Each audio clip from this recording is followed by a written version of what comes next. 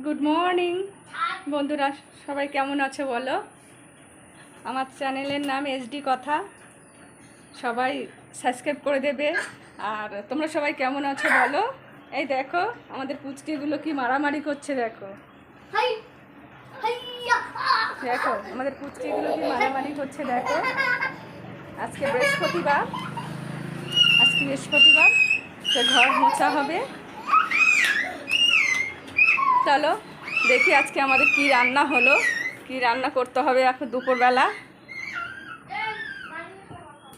এই যে কুমড়ো শাক নিয়ে আসা হয়েছে, এই যে কুমড়ো শাকগুলো দুপুরবেলা আজকে রান্না করব।